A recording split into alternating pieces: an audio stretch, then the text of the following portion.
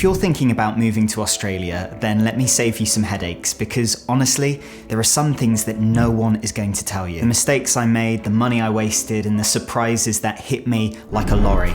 I wish I'd known these things before I packed my bags and got on the plane. So if you're dreaming of escaping your home country for a better life down under, then these are the 9 things that I wish someone had told me before I left. Hey mate, welcome back. I'm Sam, a British expat, documenting my journey of escaping the UK for a better life in Australia. Now, you've probably clicked on this video thinking that it's going to be all negative things about moving to Australia, and not at all. I absolutely love Australia, and while no country is perfect, this is one of the best countries I've ever experienced. I've done quite a lot of traveling throughout Europe and America and even Japan. I lived in Japan for 2 years, and Australia is by far my favorite place of them all. The first thing is that the lifestyle is lovely, and I realized that the work culture is much more laid back. It's not as hustle and grind culture as I saw in London. It was very hustle culture. Of course, everyone's different, but it's not uncommon after work for you to go to the beach or the river. If you're like me, and I live in Brisbane, so I like to go for a run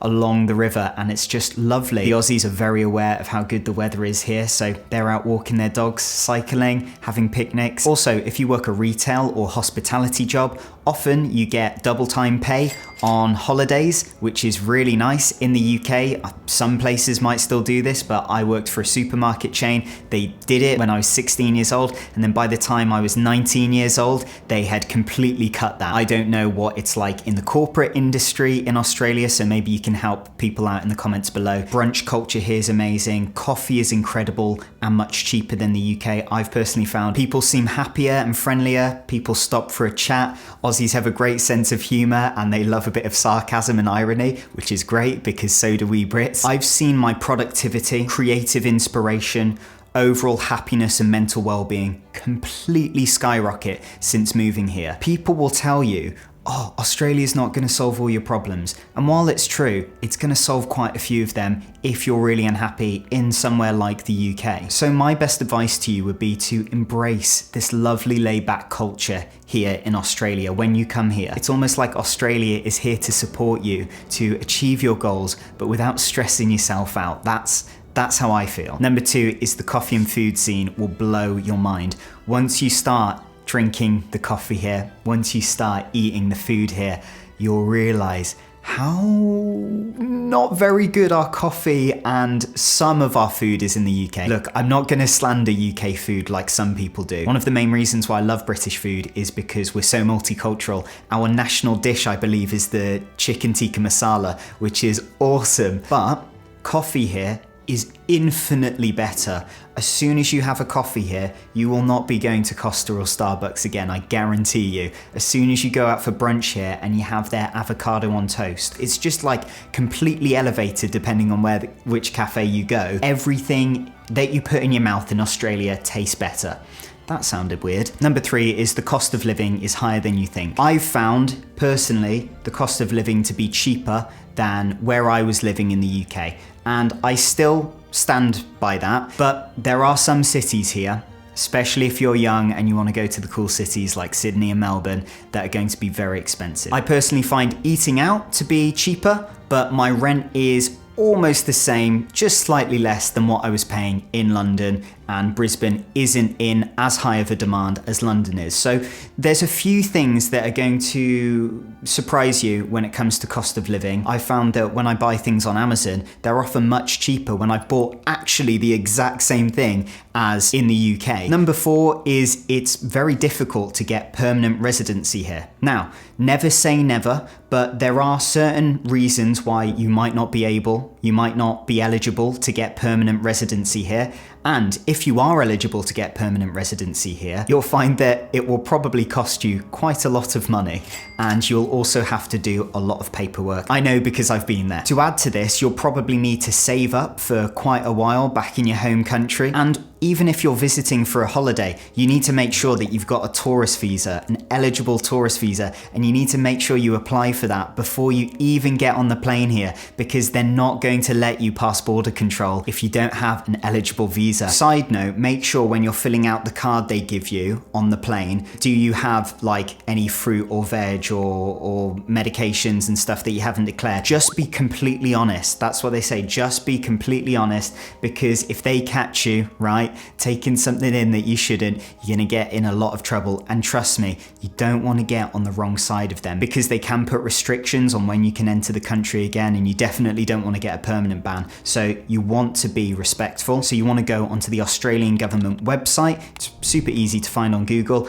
and take a look at all the different visa options they have. Take a look at the ones that you're eligible for, and then you can start thinking about saving up for the money and doing the paperwork. Hopefully you don't have too much like I did. By the way, I was looking at my analytics today, and I noticed that over 98% of you who regularly watch my videos aren't currently subscribed yet. So if you're enjoying this, consider hitting that subscribe button. Really helps me out, and hopefully I can bring some more value into your life. Cheers. Number 5 is you will get homesick even if you think you don't. It's really easy to romanticize the move, but moving has its difficulties. It is not always smooth sailing. Now, there's a very big time difference between Australia and the UK, so I have to be really intentional with when I call and keep in touch with my family, because often when I'm waking up in the morning, they're going to bed, and then when I'm winding down for the evening, often they're getting up. And basically, I've put a system in place to remind myself on my Google Calendar, and I would highly recommend communicating this to your friends and family that you want to keep in touch with. Be like, oh, maybe every Friday evening we could have a call together. It might seem a bit OTT, but it would really help because it guarantees you have that time with them. And honestly, I found that as long as I get in 1 or 2 decent sized video calls with my friends and family, I'm not as homesick, and it's much easier to live here without them being here. So definitely thank yourself for it, and they'll appreciate it too. Number 6 is the job market works differently here. And what I would say from things I've heard from friends and family here in Australia is that the qualifications that you have back in your home country, they might not necessarily work for the job you're applying for in Australia. Even if it's the exact same job, you might need to go to some sort of educational facility here to do a bit of retraining, so on paper you look right. Now, I would like to think that a lot of employers are more open-minded than that, and they can look at your resume and go, oh, they've basically got the equivalent, but some aren't going to be as lenient and understanding. But if I was in your shoes, what I would probably do is start setting up some sort of online business that you can run from anywhere in the world.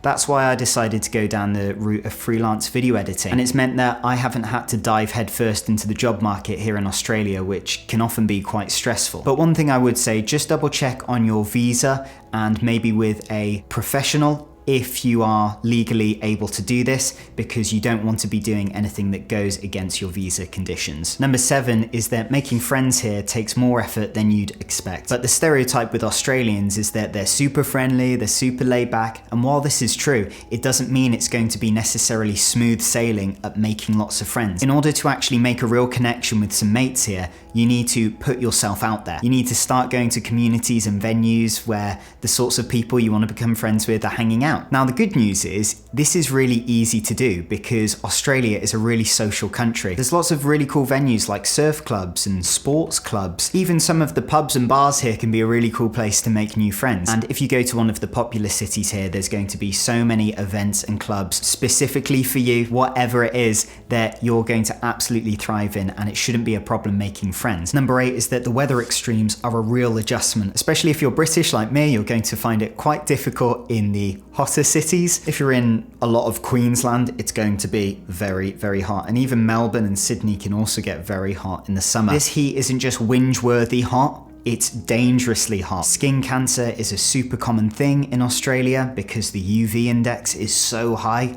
so much. So the funny thing about Australia is that when they do weather, they do it in extremes. So you need to do your research on how to handle these weathers. You need to pack properly, and you need to prepare yourself, and you need to wear your sunscreen. There are lots of Aussies that will tell you you don't need sunscreen and you don't need SPF 50. And I might be a Brit, but I've done hours and hours of research into dermatology and sun safety, and trust me, if it's not SPF 50, you shouldn't be leaving the house. You need SPF 50. I see so many of my older Aussie relatives here getting skin cancer, getting chunks of their actual body cut out, and it's painful and it's horrible and it doesn't look good. So trust me, wear SPF 50. Now, if you're serious about moving to Australia, you're gonna love my free weekly newsletter. It's only a 3-minute read, no fluff, no rubbish, just practical tips to escape your home country and start afresh in Australia. So if that sounds good, you can subscribe with one click using the link in the description below. And number 9 is that the healthcare is better and worse here. Now let's start with the negative first. They have a system here called Medicare. Aussies, I'd love to hear your thoughts on Medicare below. So when I go see my GP and have an appointment, I will pay at the front desk $80 for the appointment,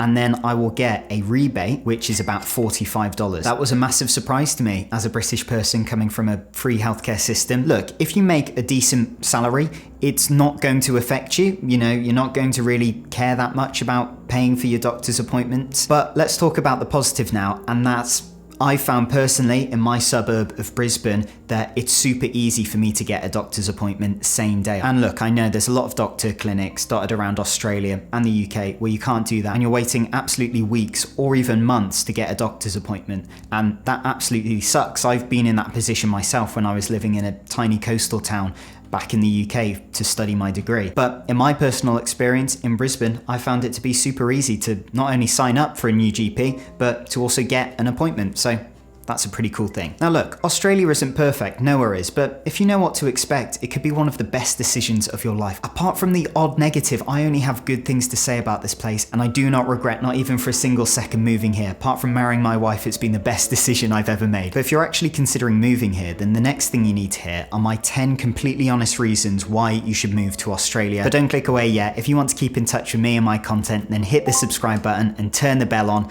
Thank you for making it right to the end of the video. I really, really do appreciate that. Have an absolutely amazing day, and I'll see you in the next one. Bye.